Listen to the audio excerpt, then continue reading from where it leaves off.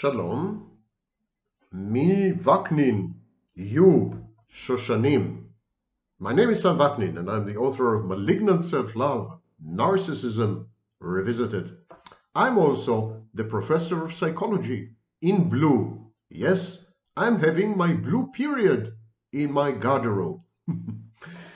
Today we're going to discuss reverse psychology, mysterious science of making you do what you didn't even contemplate doing. How to get you to behave in ways which do not conform to who you truly are or who you thought you are. So we start with CPTSD, of course, complex trauma or complex post-traumatic stress disorder. It's the new buzzword. CPTSD is the new black. CPTSD easily becomes psychopathy. Victims of complex trauma act in ways which are indistinguishable from psychopaths. They become, for example, defiant, contumacious, reject authority, and reckless. Many of them develop grandiosity and so become very much like narcissists. They have, at the very least, narcissistic style, and all of them become emotionally dysregulated, to the point that there is a major school in psychology which suggests to eliminate the diagnosis of borderline personality disorder and replace it with emotional dysregulation disorder. So CPTSD actually results in cluster B personality disorders, which is exactly why I'm proposing that cluster B personality disorders are forms of, yes, you guessed it right, CPTSD. CPTSD also involves self-destructiveness, self-defeating strategies, self-hatred, self-rejection, and a variety of behaviors which border on self-annihilation and damage the individual even further. It's as if the individual had internalized the point of view of the abuser and regards herself or himself as a bad object, and an object that should be punished or somehow eliminated. Consider, for example, intermittent reinforcement. We have fancy names for everything in daily life because that's what makes us psychologists, revered, adored, and admired. No wonder the majority of psychologists are probably narcissists. Okay, Shoshanif, enough with the rant. Intermittent reinforcement is hot and cold, behaving in ways which are unpredictable and introduce uncertainty and indeterminacy into relationships. Today I love you, tomorrow I hate you. Today I embrace you, tomorrow I reject you. Today I'm hot, tomorrow I'm cold. And this, of course, creates reactions in the unfortunate recipient of the intermittent reinforcement. I'm almost tempted to say victim of intermittent reinforcement, because intermittent reinforcement has many pernicious effects, psychological effects. Anyhow, two of these effects are dissonance and ambivalence. Ambivalence is to hate and to love someone at the same time, to have conflicting emotions or cognitions regarding the same person. And the reason is that the abuser who engages in intermittent reinforcement is actually perceived as two separate people. This is called splitting.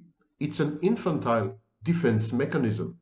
When you're abused, when you're subjected to intermittent reinforcement, you split the abuser in two. There is the all good person and there is the all bad person, like Jekyll and Hyde, like multiple personalities. Ambivalence and dissonance yield intolerable anxiety. And no one can tolerate anxiety, not even the strongest person on earth, not even Elon Musk. So, to ameliorate anxiety, you might fantasize about the abuser being dead. In extreme cases, you may fantasize about killing the abuser. You see, killing the hated external object preserves the loved, cherished, cathected internal object. When you kill in your fantasy your abuser out there, it still lives in your mind the internal object that represents the abuser, and that internal object is still idealized and very much loved. Another mechanism of coping with intermittent reinforcement is to preserve both the external and the internal objects by redirecting your aggression and hate at yourself. Okay, so what's the connection of all this to reverse psychology? Because the reactions that I've described to intermittent reinforcement are actually instances of reverse psychology, instances of something which we call clinically strategic self-anticonformity. Yes, you've heard it here first. Strategic self-anticonformity. This is the main strategy that victims of intermittent reinforcement use. And so we segue seamlessly into the area of reverse psychology. Reverse psychology is a technique or a series of techniques. It is asserting, promulgating, claiming, upholding a belief or behaving in a way that is the exact opposite of the desired outcome. I want you to do A, so I do anti-A. I want you to behave in a certain way, I behave in the opposite way. I want you to believe something, so I state the opposite. The expectation is that this approach encourages the subject of the reverse psychology, the subject of this persuasive technique, to do what is actually desired. So if I kind of praise, if I uphold, or if I support a certain position, a certain opinion, a certain belief system, and so on, I expect you to actually oppose me. But I want you to oppose me. This is my hidden agenda. This is my secret motivation. I want you actually to adopt the opposite position because that's my real position. I believe, for example, that cheating is wrong. So I'm going to say cheating is right. And I would expect you to say, no, you're wrong. Cheating is never right. Cheating is always wrong, which is what I do believe deeply inside. So reverse psychology involves deception. I'm sorry to say. It's the only time in psychology where deception is not only permitted, but actually encouraged. Reverse psychology relies on a psychological phenomenon known as reactance. Now, reactance is very common in psychopathy, actually. A manifestation of reactance is what is known as defiance. Strictly speaking, clinically, reactance is when someone has a negative emotional reaction to being persuaded. He perceives persuasion as coercion. This kind of person has very strict and firm and rigid and inflexible and intransigent boundaries.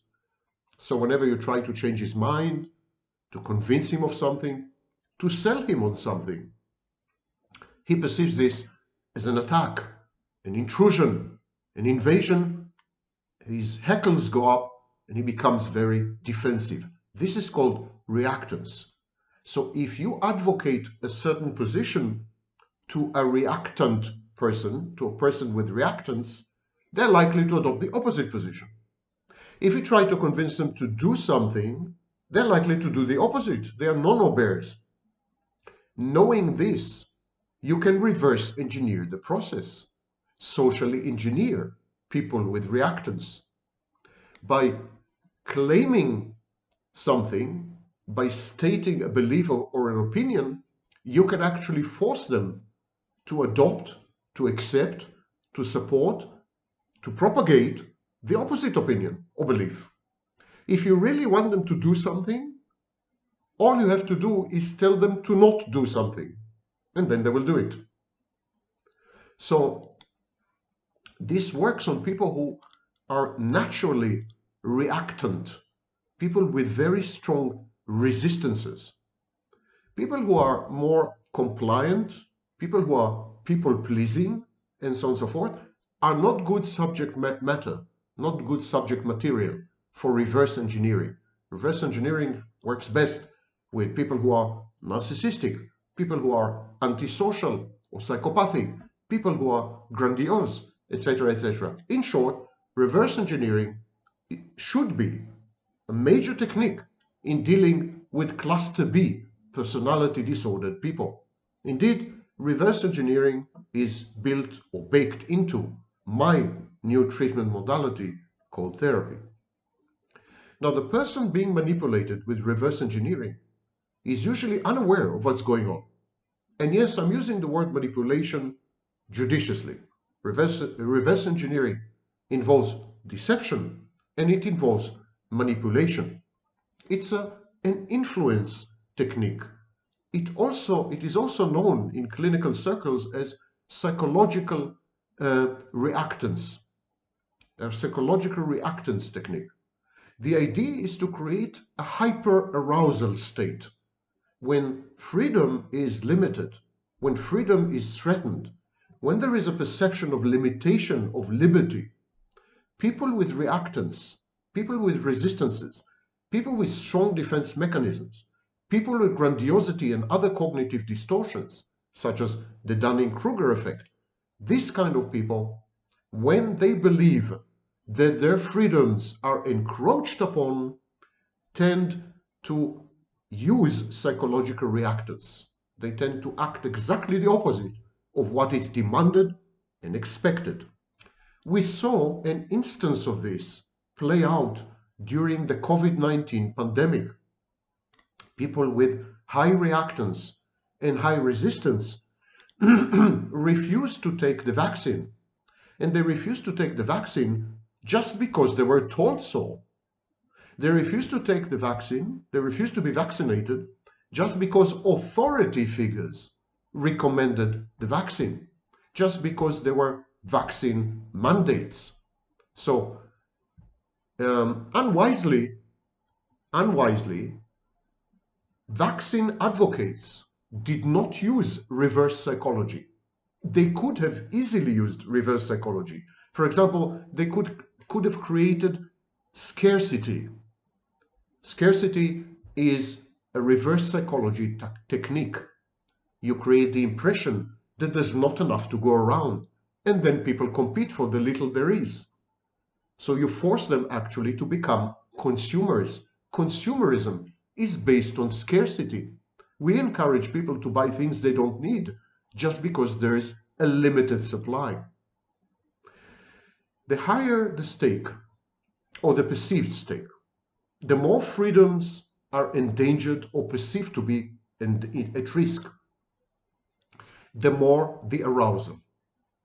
Arousal is directly correlated with the belief, the conviction that your freedoms are about to be somehow confined or restricted. People prefer to be free to select what they like. When you take away freedom, they are strongly motivated to restore it. And this is exactly the foundation of reverse psychology. You create the impression, the wrong impression, the deceptive impression that you're about to limit a specific freedom, thereby pushing people to act to restore this freedom. But this is exactly what you wanted them to do. You were manipulating them. You were misleading them. Psychological reactance is the idea that people would want something more if they are told that they cannot have it, freedom included. It's intimately linked with almost all techniques of reverse psychology. I'm going to review all the techniques at the end of the video. Another technique that I mentioned at the commencement of this video is strategic self-anticonformity. Strategic self-anticonformity, God forgive the person who had coined this phrase, because I cannot. Strategic self-anticonformity is when a person advocates a position opposite to their true thought or conviction. So, as I said, I believe that cheating is wrong. I'm going to advocate that cheating is right. I'm going to do that to get a rise out of you, to create a state of arousal or hyper-arousal. And so then you'll be motivated to defend the position that cheating is wrong, which is actually really my position. I've misled you. I lied to you about my position so that you end up supporting my position. Reverse psychology involves hiding the fact that you're using it, hiding the fact that there's persuasion involved, and of course hiding the fact that there's deception involved. Marketing techniques such as do not click this link, do not push this button, or steal this book, they all involve reverse psychology, and more specifically strategic self-anticonformity. They relate to the expected negativity or disagreeableness from the influence target. Now, in psychotherapy, we sometimes use elements of reverse psychology. For example, there's a technique called paradoxical intervention, or prescribing the symptom, or anti-suggestion, or whatever you want to call it. The therapist frames a message so that resistance to the message promotes change. I will give a few examples a bit later on when I discuss the specific techniques of reverse psychology. One article said that such interventions in therapy, I'm quoting, can have a similar impact as humor in helping clients cast their problems in a new light. By going with, not against, the client's resistance, the therapist makes the behavior less attractive, not more so. And this is, of course, at the core of the famous technique of reframing. When reframing is done right, the therapist pretends to agree with the cognitions, the emotions, the beliefs, and the values of the client. I repeat, the therapist fakes it. He pretends to agree with the client about everything. He reaffirms these beliefs and values and opinions out loud. He makes the client realize how ridiculous everything is. By repeating your opinion to you, I am mirroring you. Mirroring is a critical component of reverse psychology. You see yourself in the mirror. You realize how stupid you sound, how wrong your views are, how off the mark your opinions, how distorted your beliefs, and how corrupt your values. All I have to do is put a mirror to you, and this leads to reframing. In interpersonal relationships, reverse psychology is implemented very often. It is used as a manipulative persuasion tactic. I would call it the negative form of reverse psychology, or it's used as a helpful method to benefit the recipient. So what techniques are we talking about? I'm going to mention just a few. There are many more. I already mentioned mirroring, where you just repeat to the person what they have said in a way that makes clear how wrong or ridiculous this is and induces change via reframing. Another technique is tough love, simply being harsh, being strict, being disciplinarian, being a parental figure, not letting you off the hook, arguing to the end, thank you, delving deep. These are all forms of tough love. Thank you, I said. It's okay. Go rest. Go to rest. Tough love is a reverse psychology technique. Another technique involves challenging. Prove me wrong. I'm going to say something. Prove me wrong. I want you to prove me wrong. What I'm stating is wrong. I know it's wrong. I believe it's wrong, but I want you to adopt my point of view. I want you to agree with me that it's wrong. So I'm challenging you. Another way to challenge you is prove me right. For example, when I treat narcissists, I co-opt their grandiosity. I collaborate and collude with their grandiosity. I tell them, prove me right. Prove that you can overcome this obstacle.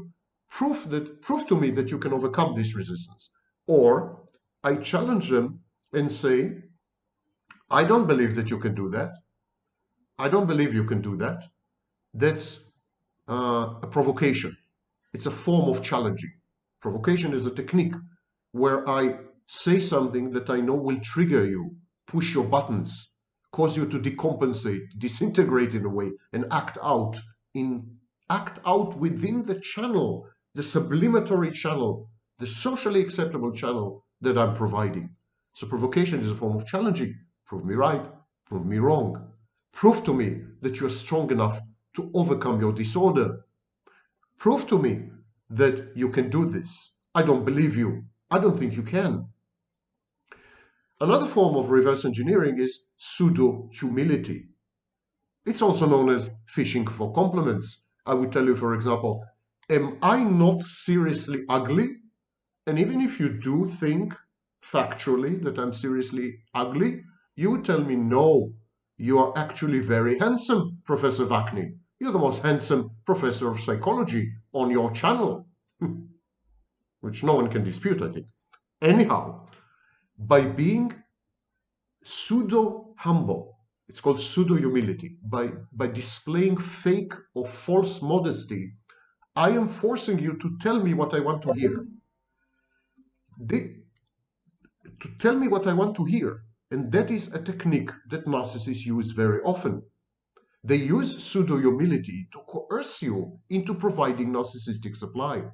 No one feels comfortable to tell the truth all the time. Actually, according to studies by Ariely and other scholars, most people lie all the time. And they lie all the time, white lies, small lies, lies that reduce the friction in daily life.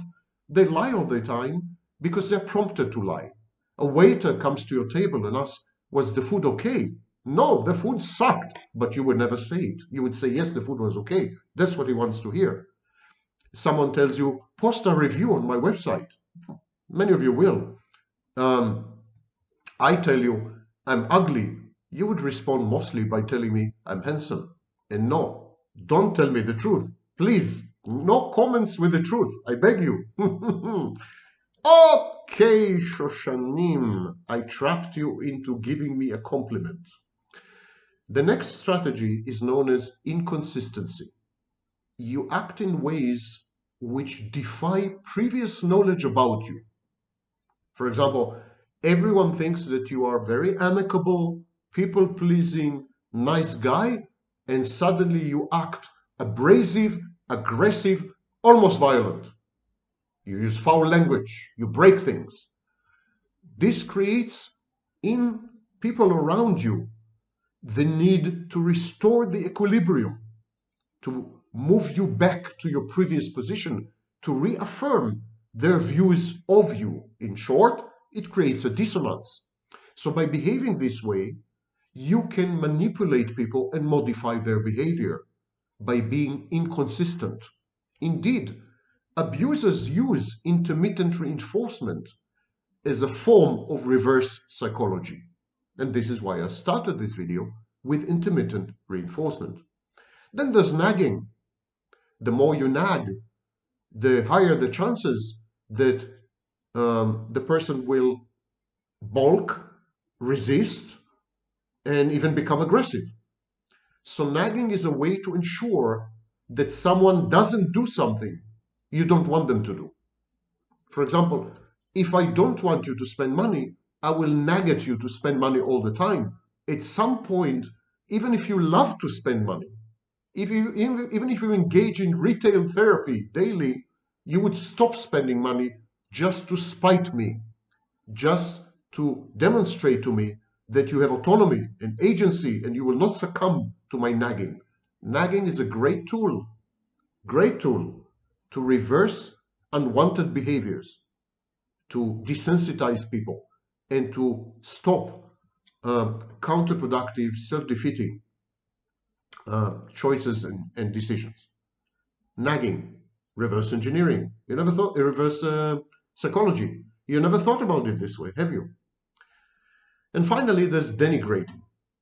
When you pile on someone, when you attack someone constantly, you make him the underdog, and then you encourage people around to defend him, to protect him, to act altruistically and charitably. When you render someone the outcast, the pariah, the underdog, but with an element of injustice, clear, ostentatious injustice, you actually induce in other people behaviors which are socially conformant, socially acceptable, and very helpful to society. So denigrating someone, rendering someone, underdogging someone, that's a way of reverse psychology, engaging in manipulative reverse psychology. Okay, that's an overview of everything. I hope you have a nice day. And that's, of course, reverse psychology, because I don't hope you have a nice day. I'm Sam Vaknin, the author of Malignant Self-Love, Narcissism Revisited. Why would I hope that you have a nice day? Okay, Shoshani. Thank you for listening.